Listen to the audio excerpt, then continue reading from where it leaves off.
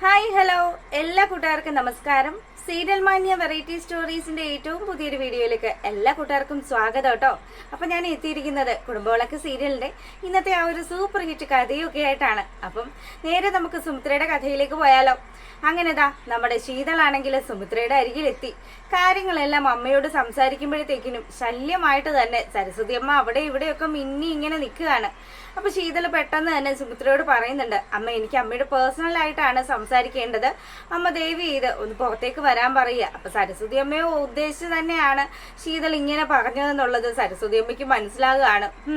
എന്നൊക്കെ പറഞ്ഞ് ഇങ്ങനെ മുഖമൊക്കെ കാണിച്ച് സരസ്വതി അമ്മ അവിടെ ഇങ്ങനെ ഇരിക്കുമ്പോഴത്തേക്കിനും സുമിത്ര ദാ തന്റെ മകളെയും കൂട്ടിക്കൊണ്ട് ഉമ്മറത്തേക്ക് വരികയാണ്. അപ്പൊ സുമിത്ര ചോദിക്കുന്നുണ്ട്, എന്താ ശീതള, നിനക്ക് എന്താണ് പ്രശ്നം? അമ്മ പറഞ്ഞതെല്ലാം സത്യം തന്നെയാണ്. ഞാൻ മറ്റൊരു ഡോക്ടറെ കണ്ടു, കാര്യങ്ങളെല്ലാം അന്വേഷിച്ചു. സച്ചിൻ ഇത്രയും കാലം എന്നെ ചതിച്ചുകൊണ്ടിരിക്കുകയായിരുന്നു എന്നുള്ള സത്യമൊക്കെ സുമിത്രയ്ക്ക് മുന്നിൽ പറയുമ്പം സുമിത്രയ്ക്ക് തന്റെ മകള് സത്യങ്ങൾ തിരിച്ചറിഞ്ഞല്ലോ എന്നുള്ളൊരു സന്തോഷവും അതോടൊപ്പം തന്നെ ഒരു ദുഃഖവും ഒക്കെ ഉണ്ട്. എത്രയൊക്കെ വന്നാലും അവൾ ആഗ്രഹിച്ച് കല്യാണം കഴിച്ചതാണ് സച്ചിനെ. പക്ഷെ ആ ജീവിതം ഇങ്ങനെ കോഞ്ഞാട്ടയായി പോയല്ലോ എന്ന് ഓർക്കുമ്പോഴത്തേക്കിനുമാണ് സുമിത്രയ്ക്ക് വിഷമമുള്ളത്. അങ്ങനെ അമ്മ മകളെ ആശ്വസിപ്പിക്കുമ്പോഴത്തേക്കിനും പെട്ടെന്ന് തന്നെ നമ്മുടെ സച്ചിനാണെങ്കിൽ ഇതെല്ലാം അവിടെ ഒളിച്ചിരുന്ന് കാണുന്നുണ്ടല്ലോ. അതുകൊണ്ട് തന്നെ അവൻ ശീതളിന്റെ ഫോണിലേക്ക് വിളിക്കുക. അപ്പൊ ശീതളാണെങ്കിൽ കോൾ അറ്റൻഡ് ചെയ്തതും സച്ചിൻ ഞാൻ മാർക്കറ്റിലാണെന്നും എത്രയും പെട്ടെന്ന് തന്നെ വീട്ടിലേക്ക് മടങ്ങി വരാമെന്നുള്ള കാര്യമൊക്കെ പറയുമ്പം ഞാനിപ്പോൾ ഉള്ളത് ഹോസ്പിറ്റലിലാണ്, എത്രയും പെട്ടെന്ന് ഞാൻ വീട്ടിലേക്ക് വരുമ്പോഴത്തേക്കിനും നീ അവിടെ ഉണ്ടാകണം എന്നുള്ള കാര്യം സച്ചിൻ ഇങ്ങനെ പറയുന്നതും ശീതള ഫോൺ കട്ട് ചെയ്യുകയൊക്കെ ചെയ്യാണ്. അങ്ങനെ അമ്മതെ സച്ചിനാണ് വിളിച്ചത്, ഞാൻ അതുകൊണ്ട് പോയിക്കോട്ടെ, ഞാൻ ഇനിയും വന്ന് അമ്മേനെ കണ്ടോളാം, അമ്മ എന്തായാലും വിഷമിക്കുമൊന്നും വേണ്ട. അപ്പം തന്റെ മകളുടെ ജീവിതത്തിൽ ഇത്രയൊക്കെ ദുരന്തങ്ങൾ സംഭവിച്ചല്ലോ എന്നുള്ളൊരു ദുഃഖത്തിൽ സുമിത്ര അങ്ങനെ നിൽക്കുക കേട്ടോ. അപ്പോഴത്തേക്കിനും സുമിത്രയുടെ ഫോണിലേക്ക് ഒരു കോള് വരിക. അപ്പൊ ശീതള യാത്ര പറഞ്ഞ് ഇങ്ങനെ ഇറങ്ങുന്ന സമയത്താണെങ്കിലോ സച്ചിൻ അവിടെ ആ ഒരു എന്താ പറയാ മറവിൽ ഇങ്ങനെ മറഞ്ഞു നിൽക്കുകയായിരുന്നല്ലോ. അവൻ പെട്ടെന്ന് തന്നെ ചാടി ശീതളിന്റെ മുന്നിലേക്ക് വീഴുക. ശീതളാണെങ്കിലോ പെട്ടെന്ന് പേടിച്ചു പോയി, ഇവനെ പ്രതീക്ഷിക്കുന്നില്ലല്ലോ. അതുകൊണ്ട് തന്നെ സച്ചിനാണെങ്കിൽ ഇതാണോടി നിന്റെ മാർക്കറ്റ് എന്ന് ചോദിക്കുക. അപ്പൊ പെട്ടെന്ന് തന്നെ ശീതള പറയുന്നുണ്ട്, സച്ചിൻ ഞാൻ പറയുന്നത് നീ ഒന്ന് കേക്ക്, വേണ്ട ഇനി എനിക്ക് നിന്നോട് ഒന്നും പറയാനില്ല, ഇനി പ്രവർത്തിക്കാനാണ് ഉള്ളതെന്നും പറഞ്ഞ് ആ സൈക്കോപാത്ത് നമ്മുടെ ശീതളിനെ കയ്യിൽ പിടിച്ച് വലിച്ചുകൊണ്ട് പോവാൻ തുടങ്ങുക. ഈ സമയത്താണെങ്കിലും ശീതള പറയുന്നുണ്ട്, സച്ചിൻ എനിക്ക് പറയാനുള്ളത് നീ കേക്ക്, നീ എന്റെ കയ്യിൽ നിന്ന് വിട് എന്നുള്ള കാര്യം പറയുമ്പം ഇല്ല, ഇനി വീട്ടിൽ ചെന്നതിന് ശേഷം നിന്നെ എന്തായാലും ഇങ്ങനെ അഴിച്ചുവിടാനായിട്ട് ഞാൻ നീ ഉദ്ദേശിച്ചിട്ടില്ല, നിനക്കറിയാലോ ഞാൻ ആരാണ് എന്നുള്ള കാര്യം. അതുകൊണ്ട് തന്നെ ഇനി നീ ഞാൻ പറയുന്നത് അനുസരിച്ച് എന്റെ പിന്നാലെ പോരെന്നും പറഞ്ഞ് കൂട്ടിക്കൊണ്ട് പോരുകയാണ്. അപ്പൊ ഈ സമയത്താണെങ്കിലോ നമ്മുടെ അനന്യയെയും അനിരുദ്ധിനെയും സ്വരമോളയും ഒക്കെ കാണിക്കുകയാണ്. അപ്പം അവര് 3 പേരും കൂടി ഇങ്ങനെ സംസാരിച്ചുകൊണ്ടിരിക്കുമ്പം നമ്മുടെ സ്വരയാണെങ്കിലോ ചിക്കുവിനെ എടുത്തു വെച്ച് കളിപ്പിക്കുകയാണ്. അപ്പൊ ഉടനെ തന്നെ അനന്യ പറയുന്നുണ്ട്, അനി നീ അച്ഛനോട് അത്രയും മോശമായിട്ടൊന്നും പെരുമാറണ്ടായിരുന്നു, എത്രയൊക്കെ വന്നാലും നിന്റെ അച്ഛനല്ലേ, അമ്മ മരിച്ചു പോയതിൽ അച്ഛന് വലിയ സങ്കടമൊക്കെ ഉണ്ട്, നീ കണ്ടതല്ലേ എന്ന് ചോദിക്കുമ്പോഴത്തേക്കിനും അനിരുദ്ധ് പറയുന്നുണ്ട്, അയാളുടെ നാടകമാണിതെല്ലാം, എത്ര കാലം അയാൾ ഇങ്ങനെ അഭിനയിച്ച് തകർക്കുമെന്നുള്ളത് കണ്ടു തന്നെ അറിയണം അനന്യ, എത്രയൊക്കെ വന്നാലും എന്റെ അമ്മയോട് അയാൾ ചെയ്തത് ക്രൂരത തന്നെയാണ് എന്നുള്ള കാര്യം പറയുക.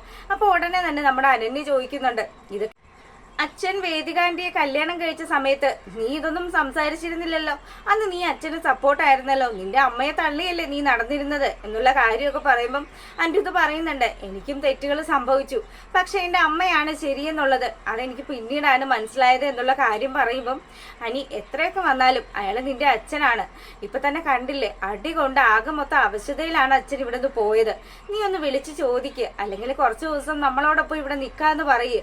എടി നീ എന്തറിഞ്ഞിട്ടാണ്, അങ്ങേരൊരു അട്ടയാണ്, എത്രയൊക്കെ വന്നാലും ഇപ്പൊ വയസ്സും പ്രായമൊക്കെ ആയല്ലോ, വേദികാന്റി കൂടെ ഇല്ല, അതുകൊണ്ട് തന്നെ ഇനിയിപ്പോൾ ആരുടെയും ഒരു തണൽ ആവശ്യമാണ്, അതുകൊണ്ട് തന്നെയാണ് അച്ഛൻ ഇങ്ങോട്ട് നമ്മളെ തിരക്കി ഇറങ്ങിയിട്ടുള്ളത് എന്നുള്ള കാര്യം ഇപ്പം പറയുമ്പം എനിക്കൊരിക്കലും അങ്ങനെയൊന്നും തോന്നുന്നില്ല, നിന്റെ അച്ഛനെ നിന്റെ അമ്മ പോയതിൽ ഒരുപാട് സങ്കടമുണ്ട്, അത് ഞാൻ മനസ്സിലാക്കിയതാണ് എന്നുള്ള കാര്യമൊക്കെ പറയുക. അപ്പോൾ ഉടനെ ഇതെല്ലാം കേട്ടുകൊണ്ട് സ്വരമോളാണെങ്കിൽ ഡാഡി അച്ഛൻ എന്നാ വരുന്നത്, അച്ഛൻ എന്താ അന്ന് വന്നിട്ട് നിൽക്കാണ്ട് പോയത് എന്നുള്ള കാര്യമൊക്കെ ചോദിക്കുമ്പം അതെ മോളുടെ അച്ഛൻ വലിയ തിരക്കുള്ള ആളാണ്, അതുകൊണ്ട് അച്ഛൻ ഇടയ്ക്ക് ഇങ്ങോട്ട് വന്നോളൂ കേട്ടോ, മോള് വിഷമിക്കുമൊന്നും വേണ്ട എന്നുള്ള കാര്യമൊക്കെ പറയുക.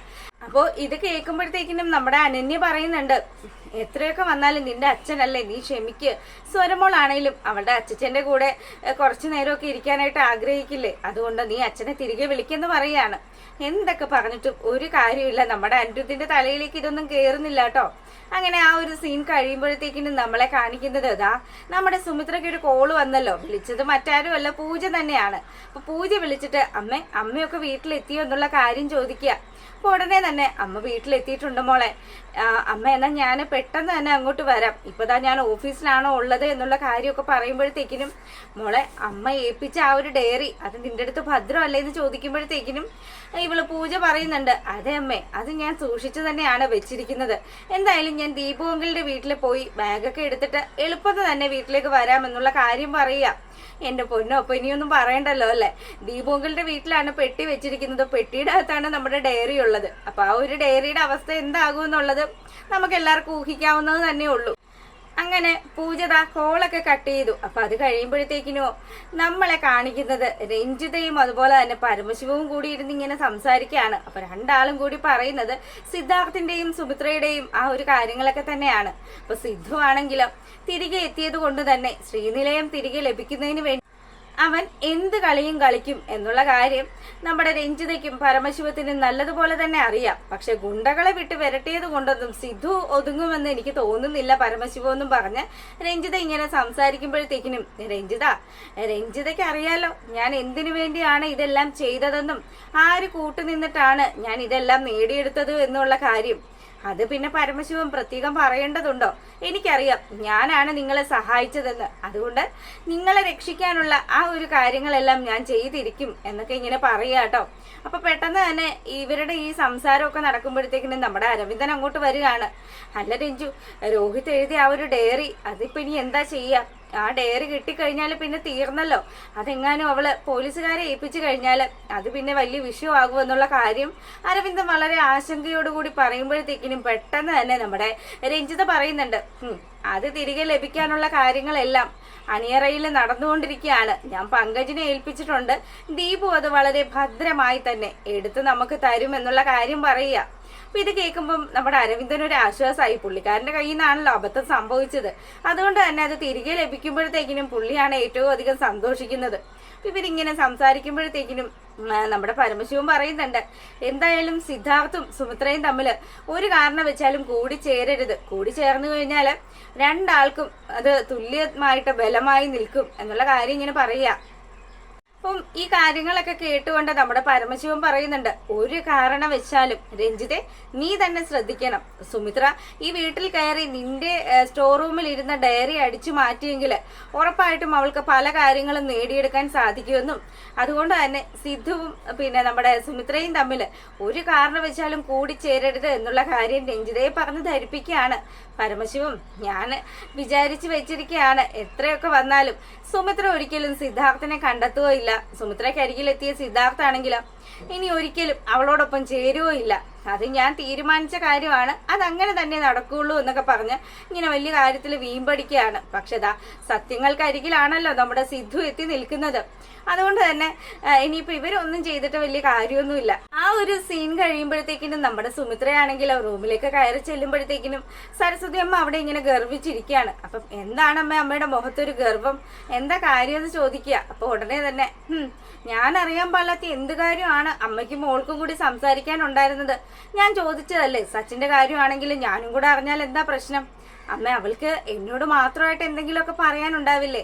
അത് ഞങ്ങൾ തമ്മിൽ സംസാരിച്ച പോരെ. അമ്മ ഇത് എന്തിനാണ് ആവശ്യമില്ലാത്ത കാര്യങ്ങളിലെല്ലാം ഇടപെടുന്നതെന്ന് ചോദിക്കുമ്പോഴത്തേക്കിനും നിനക്ക് നിന്റെ മകളുടെ കാര്യം വന്നപ്പോഴത്തേക്കിനും അതിലെല്ലാം ശ്രദ്ധയുണ്ട്. നീ എന്റെ മോനെ കുറിച്ച് അന്വേഷിക്കുന്നുണ്ടോ എന്ന് ചോദിക്കുക. അമ്മ ഒന്ന് അടങ്ങ്. സിദ്ധുവിനെ കുറിച്ചിട്ട് ഞാൻ അന്വേഷിക്കുന്നുണ്ട്. സിദ്ധാർത്ഥിനെ എത്രയും പെട്ടെന്ന് തന്നെ നമുക്ക് കണ്ടെത്താം. അമ്മ സമാധാനപ്പെടുന്നു പറയുക. ഈ സമയത്താണെങ്കിലോ സുമിത്ര ഈ കാര്യങ്ങളെല്ലാം പറയുന്ന നേരത്ത് നമ്മുടെ ശീതളിനെ ആണെങ്കിൽ പിടിച്ച് വലിച്ച് ഇഴച്ചു കൊണ്ടുപോകുന്ന അവസ്ഥയിലാണ്. അപ്പൊ സച്ചിന്റെ ആ ഒരു ക്രൂരത എത്രമാത്രം ഉണ്ടെന്നുള്ളത് നമുക്ക് ആ ഒരു സീനിലൂടെ മനസ്സിലാവും കേട്ടോ. അങ്ങനെ കൊണ്ടുപോകാൻ തുടങ്ങുമ്പോ സിദ്ധു ആ ഒരു കാറിൽ വെയിറ്റ് ചെയ്യാണല്ലോ. നോക്കുമ്പോ കാണുന്ന കാഴ്ച എന്ന് പറഞ്ഞാല് ശീതളിനെ ഒരുത്തം പിടിച്ച് വലിച്ചു കൊണ്ടുപോകുന്ന കാഴ്ചയാണ്. അപ്പൊ പെട്ടെന്ന് തന്നെ തന്റെ മകൾ ഇത് എന്താണ് സംഭവിക്കുന്നത്, ഇത് ഏതവനാണ് ഇങ്ങനെയൊക്കെ കാണിക്കുന്നതെന്ന് ആലോചിച്ചുകൊണ്ട് ചാടി വണ്ടിയിൽ നിന്ന് ഇറങ്ങുകയാണ്. പെട്ടെന്ന് തന്നെ ശീതളിന് പിന്നാലെ ചെല്ലുമ്പോഴത്തേക്കിനും സച്ചിനാണെങ്കിലോ ഒരുവിധം ശീതളിനെ തള്ളി വലിച്ച് ആ ഒരു കാറിനകത്ത് ഇട്ടുകൊണ്ട് കാറും എടുത്തുകൊണ്ട് പോവുക. അപ്പൊ പെട്ടെന്ന് തന്നെ നമ്മുടെ അസിസ്റ്റന്റ് പറയുന്നുണ്ട്, പിന്നെ സിദ്ധാർത്ഥ് സാർ പെട്ടെന്ന് തന്നെ വണ്ടിയിൽ കയറാം, നമുക്ക് അവരെ ചേസ് ചെയ്യാം, സാറിന്റെ മോൾക്ക് എന്തോ ഒരു അപകടം സംഭവിക്കാൻ പോവാണ് എന്നും പറഞ്ഞ് ഇയാളാണെങ്കിൽ പെട്ടെന്ന് തന്നെ വണ്ടി എടുക്കുക. അപ്പൊ ഇവര് വേഗം തന്നെ ആ ഒരു കാറിനെ ചേസ് ചെയ്ത് പോകുമ്പോഴത്തേക്കിനും വണ്ടി നമ്മുടെ സച്ചിന്റെ വീട്ടിൽ തന്നെ എത്തിയിട്ടോ. അപ്പൊ സച്ചിനാണെങ്കിലോ ശീതളിനെ പിടിച്ച് വലിച്ച് ഇഴക്കി ഇങ്ങോട്ട് വാടി, ബാക്കി നിനക്ക് വീട്ടിൽ ചെന്നിട്ട് തരാമെന്നൊക്കെ പറഞ്ഞ് അവളുടെ കയ്യിലൊക്കെ ബലമായി പിടിക്കുകയാണ്. അപ്പൊ വണ്ടിയിൽ വെച്ചൊക്കെ ഒരുപാട് ഉപദ്രവിക്കുകയൊക്കെ ചെയ്തു കേട്ടോ. അങ്ങനെതാ വളരെ ക്രൂരമായിട്ട് അവളെ ആ ഒരു മേളത്തെ നിലയിലേക്ക് കൊണ്ടുപോവുക. ഇപ്പൊ കൊണ്ടുപോകുമ്പോഴത്തേക്കിനും ഇവൻ പെട്ടെന്ന് ആ ഒരു ഡോർ അടയ്ക്കുന്ന കാര്യം വിട്ടുപോയി. ശരിക്കും പറഞ്ഞാൽ ഇവനൊരു എല്ലാം ലോക്ക് സെറ്റപ്പ് ചെയ്താണല്ലോ ചെയ്തുകൊണ്ടിരിക്കുന്നത്. അപ്പം മയക്കുമരുന്നിനൊക്കെ നല്ല അടിമയായി പോയത് കൊണ്ട് തന്നെ ഇവന്റെ ആ ഒരു ക്യാരക്ടർ അത് അവന് തന്നെ ചില സമയത്ത് അറിയാൻ പറ്റാത്തൊരു അവസ്ഥയാണ്. അങ്ങനെതാ ശീതളിനെ ഒരുപാട് ഉപദ്രവിക്കുക. അപ്പൊ ശീതൾ പറയുന്നുണ്ട്, സച്ചിൻ നീ എന്നെ തല്ലാൻ വരട്ടെ, എനിക്ക് പറയാനുള്ളത് നീ കേൾക്കണം. ഞാൻ എൻ്റെ അമ്മയുടെ അടുത്ത് പോയി കണ്ടിട്ടുണ്ടെങ്കിൽ അതിന് തക്കതായ കാരണങ്ങളുണ്ട്. എൻ്റെ അമ്മയല്ലേ അത്, അവരെനിക്ക് കാണാൻ പറ്റില്ല എന്ന് പറയാൻ നിനക്ക് എന്താണ് അധികാരം എന്ന് ചോദിക്കുക. ആഹാ, അമ്മയെ കണ്ടെത്തിയതും പോരാ, എന്നിട്ട് ഇപ്പൊ അതാ നീ എന്നെ ചോദ്യം ചെയ്യാനും തുടങ്ങിയല്ലേ. അപ്പൊ നിനക്ക് ഞാൻ പറയുന്ന കാര്യങ്ങളൊന്നും അനുസരിക്കാൻ പറ്റില്ലേടി എന്ന് ചോദിച്ച് ഒരൊറ്റ അടി നമ്മുടെ ശീതളിന്റെ കാരണം നോക്കി കൊടുക്കുക. അപ്പൊ ഉടനെ തന്നെ സച്ചിൻ മതി, ഇനി എന്നെ തൊട്ടു പോകരുത്, ഇത്രയും കാലം നീ എന്നെ ചതിക്കുമായിരുന്നു എന്നുള്ള ആ ഒരു സത്യം അത് ഞാൻ തിരിച്ചറിഞ്ഞു.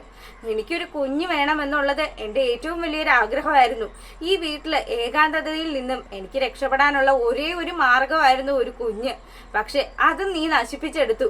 എനിക്കറിയാം എനിക്ക് പ്രത്യേകിച്ച് പ്രശ്നങ്ങളൊന്നും ഇല്ല എന്നുള്ള കാര്യം. പിന്നെ നീ എന്തിനാണ് എന്നോട് ഈ ക്രൂരത ചെയ്തത്? നിന്നെ ഞാൻ സ്നേഹിച്ചിട്ടല്ലേ ഉള്ളൂ, നിന്റെ ഈ ക്രൂരതകളെല്ലാം ഞാൻ അനുഭവിച്ചിട്ടല്ലേ ഉള്ളൂ എന്നുള്ള കാര്യങ്ങളൊക്കെ ശീതൾ ഇങ്ങനെ ചോദിച്ചുകൊണ്ടിരിക്കുമ്പം സിദ്ധു പതി ആ ഒരു സ്റ്റെയർ കയറി വരികയാണ്.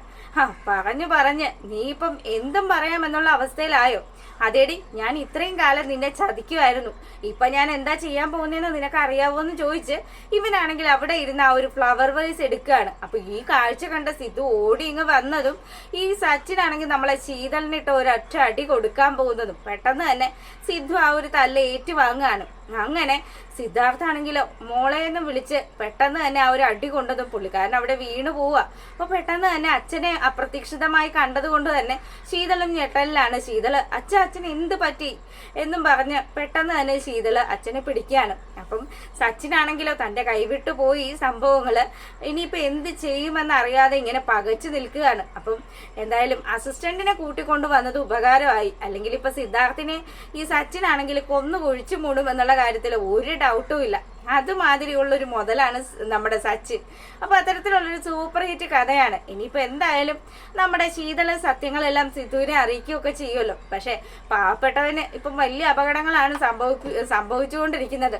ഒരു പക്ഷെ മുൻകാലങ്ങളിൽ ചെയ്ത ആ ഒരു പാപത്തിന്റെ ഫലമായിരിക്കും കേട്ടോ. അപ്പൊ അത്തരം നല്ല വിശേഷങ്ങളാണ്. ഇനിയിപ്പോ എല്ലാവരും കാണുക. എല്ലാവർക്കും നല്ലൊരു ദിവസമൊക്കെ ആശംസിച്ചുകൊണ്ട് വീഡിയോ വേണ്ടി ചെയ്യുന്നു. താങ്ക്